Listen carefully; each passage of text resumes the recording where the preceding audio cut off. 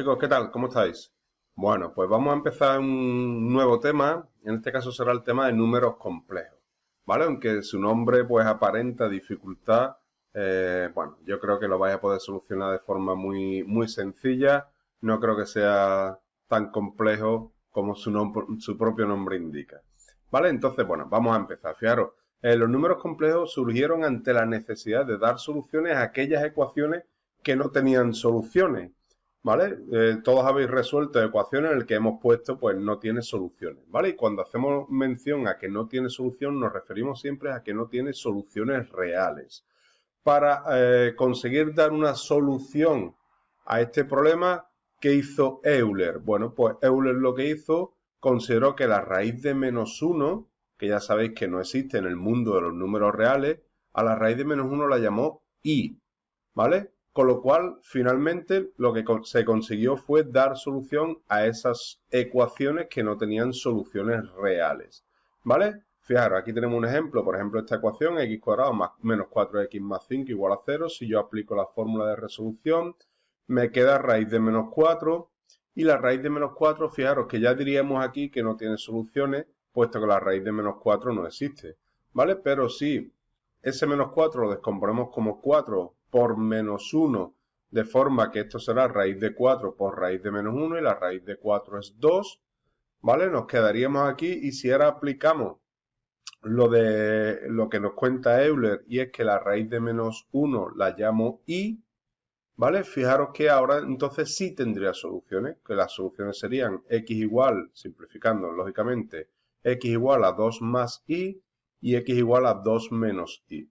¿Vale? Por lo tanto, fijaros cómo conseguimos darle solución a un problema, a una ecuación que no tiene soluciones en el mundo de los números reales, pero sí conseguimos que tenga solución en el mundo de los números imaginarios, ¿vale? Que es con lo que vamos a trabajar con los números complejos, ¿vale?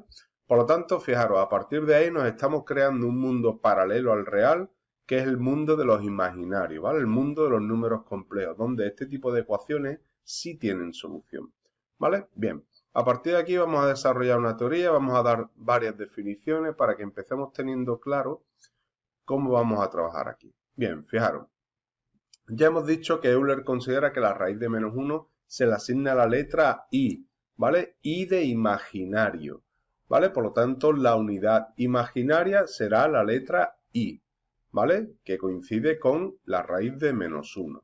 A partir de ahí, lógicamente, podremos sacar las diversas potencias de i.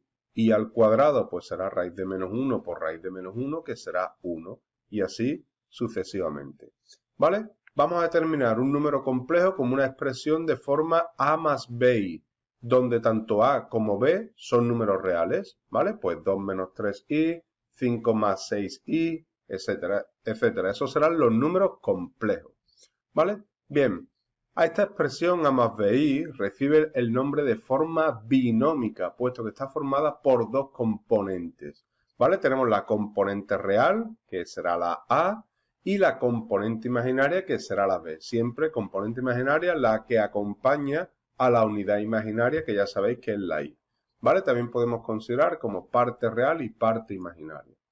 ¿Cuándo diremos que dos números complejos son iguales? Pues lógicamente cuando tanto su parte real como su parte imaginaria sean iguales. Eso es más que evidente.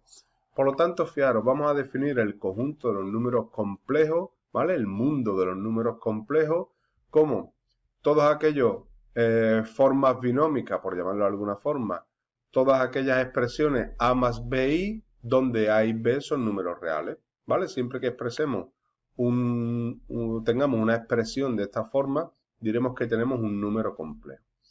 Fijaros, la siguiente pregunta nos puede surgir por ¿todos los reales son complejos? ¿Podemos añadir el mundo de los reales dentro del mundo de los complejos? Respuesta, evidentemente sí, ¿vale? Puesto que cualquier número real es un número complejo cuya parte imaginaria es 0, ¿vale? Por ejemplo, el 3 lo puedo expresar como 3 más 0i, el -2, menos 2 más 0i. Luego, todo número real siempre lo puedo expresar en forma compleja, ¿vale? Luego, por tanto, diremos que los reales están contenidos, están incluidos en el mundo de los números complejos, cosa que no ocurre al contrario.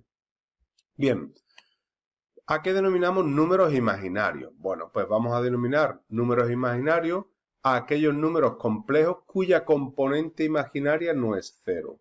¿Vale? Es decir, toda aquella expresión de número complejo cuya componente imaginaria sea distinta de cero, diremos que es un imaginario.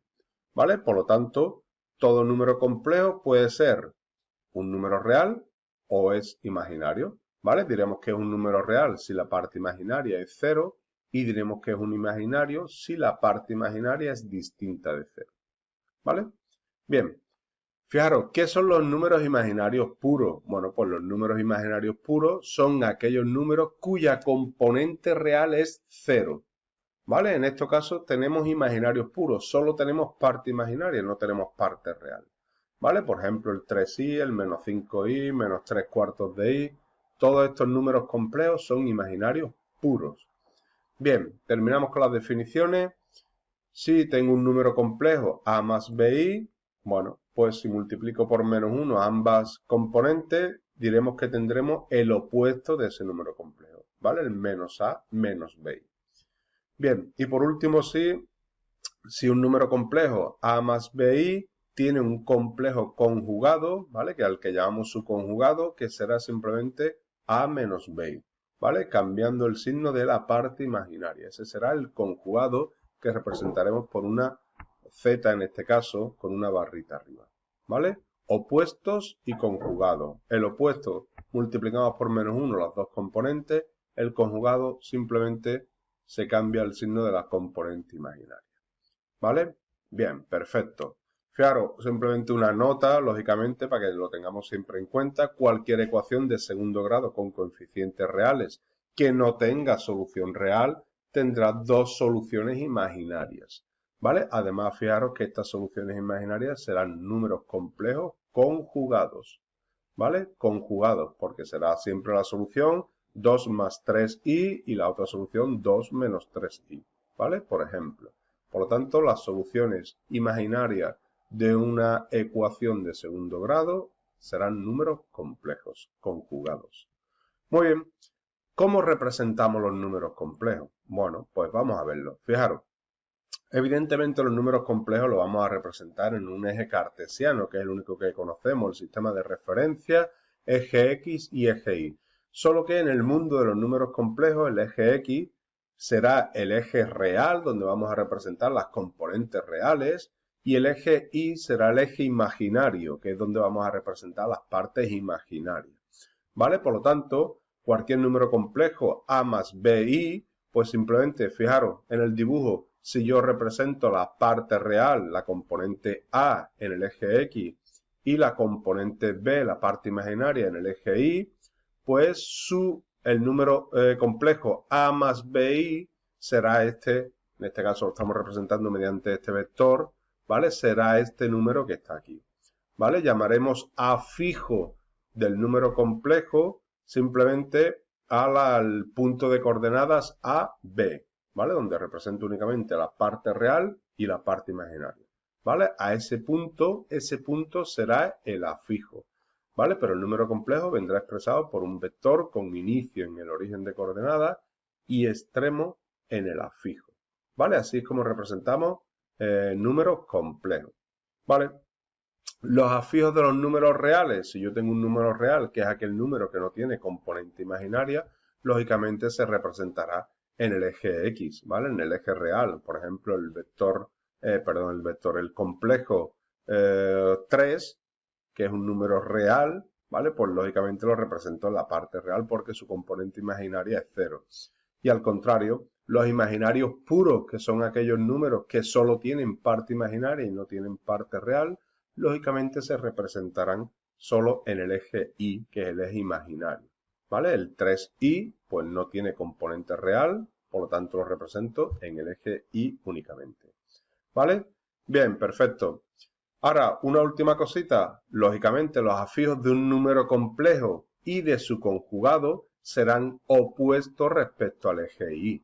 ¿Vale? Fijaros que si yo tengo aquí A más BI, su conjugado será A menos BI. Por lo tanto, la componente real sigue siendo la misma.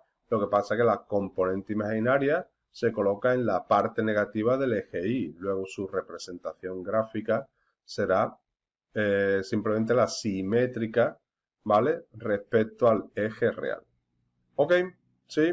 Bien, perfecto. Pues vamos a dejar esta primera parte aquí y continuamos en un segundo vídeo con las operaciones de números complejos.